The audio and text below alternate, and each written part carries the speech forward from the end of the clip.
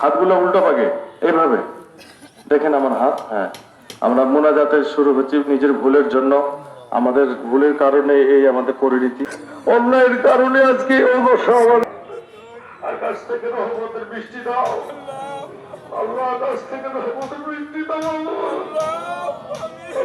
আমাদের ভুল আমরা বুঝতে পারতেছি কি গজব আল্লাহ, শিশু বাচ্চারা কষ্ট পাচ্ছে, মা বোন কষ্ট পাচ্ছে। প্রচণ্ড তাপদাহে মানুষের জীবন এখন দুর্বিষহ। এ থেকে পরিত্রাণ পেতে এমন এবাদতে হাজির হন ধর্মপ্রাণ মুসল্লিরা।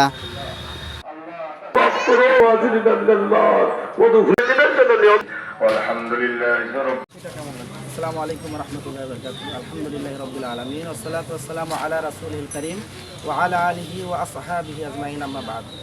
জি প্রিয় উপস্থিতি, নামাজ এটা একটা সুন্নত নামাজ। আল্লাহ রাসূল সাল্লাল্লাহু আলাইহি ওয়াসাল্লাম এই সালাতটা পড়তেন অনাবৃষ্টির কারণে। তো আজকে আমরা এটা পড়লাম, তার মানে এই নয় যে বৃষ্টিটা এখনই চলে আসবে। এটা হতে পারে এখন আসবে বা সালাতের পরে আসবে। আল্লাহ রাসূল সাল্লাল্লাহু আলাইহি ওয়াসাল্লাম এই সালাতটা লাগাতার 3 দিন পড়তেন। প্রথম দিনে যদি বৃষ্টি না হতো দ্বিতীয় দিন পড়তেন, দ্বিতীয় দিনে না হইলে তৃতীয় দিনে পড়তেন। তো আমরা চেষ্টা করবো আমরা যেন আগামীকাল এবং পরশু এই 2 দিনের মধ্যে যদি বৃষ্টি না হয় আমরা লাগাতার 3 দিন সালাতটা পড়বো। আর আমরা নিজে যে পাপ করছি, পাপগুলোর কারণে আমরা অনুতপ্ত হব, আল্লাহর কাছে ক্ষমা প্রার্থনা করব এবং খুবই বিনয়ের সাথে আল্লাহকে বলবো, আল্লাহ তুমি আমাদের প্রতি রহম করো। আমাদের পাপের কারণে আজকে গর্তের পিপিলিকা, এই যে পশু পাখি, গাছের ফল সব এভাবে নষ্ট হয়ে যাচ্ছে। আল্লাহ তুমি আমাদের ক্ষমা করে দাও। আমাদের এই পাপের কারণে আজকে অন্য অন্য প্রাণীগুলো কষ্ট পাচ্ছে, আল্লাহ তুমি তাদের প্রতি রহম করো, সেই সাথে সাথে আমাদের প্রতি রহম করো। সুবহানাকা আল্লাহুম্মা ওয়া বিহামদিকা আশহাদু আল্লা ইলাহা ইল্লা আনতা আস্তাগফিরুকা ওয়া আতুবু ইলাইক। আসসালামু আলাইকুম। আমি মোহাম্মদ কামরুজ্জামান, বাংলাদেশ জামাত ইসলামী হরিপুর উপজেলার বাইতুল মাল সম্পাদক। কেন্দ্রীয় কর্মসূচির অংশ হিসেবে আমরা আজকে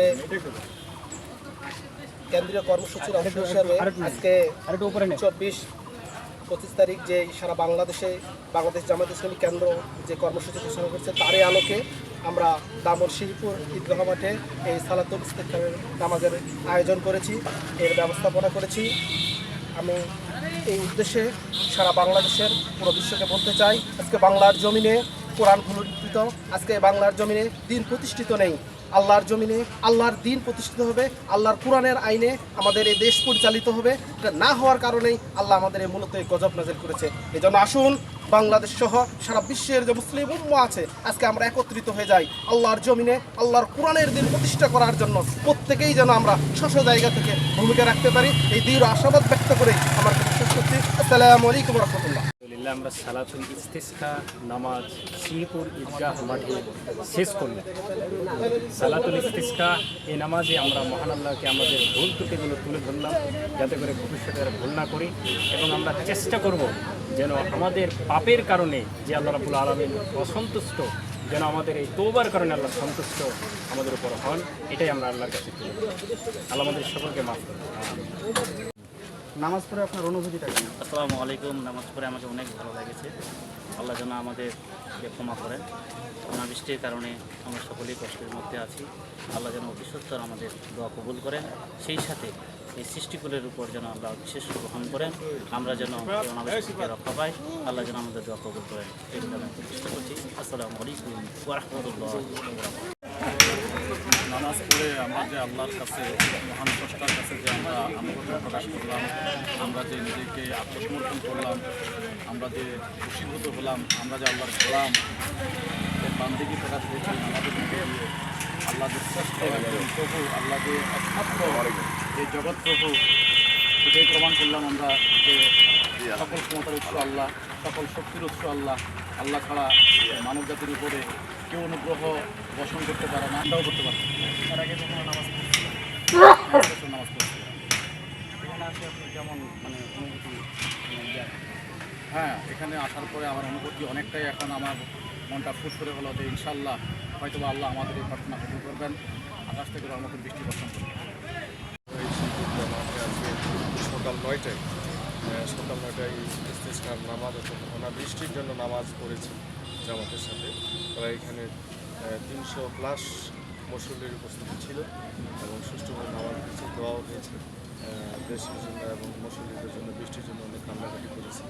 আমাদের ভুলের কারণে অপরাধের কারণে আল্লাহর কাছে আমরা আত্মসমর্পণ করেছি। আল্লাহ আমাদেরকে তুমি ক্ষমা করে দাও, আমাদেরকে মাফ করে দাও। পশু পাখি কষ্ট পাচ্ছে আমাদের ভুলের কারণে, এরপরে শিশু বাচ্চারা কষ্ট পাচ্ছে, মা বোনরা কষ্ট পাচ্ছে, দেশের মানুষ কষ্ট পাচ্ছে, সকলেই কষ্ট পাচ্ছে। আল্লাহ এদের জন্য আমরা খুব নিজের ভুলের জন্য আমরা আল্লাহর কাছে আত্মসমর্পণ করে কাঁদেছি। আশা করি আল্লাহ তাআলা আমাদেরকে শীঘ্রই রহমতের বৃষ্টি দান করবেন।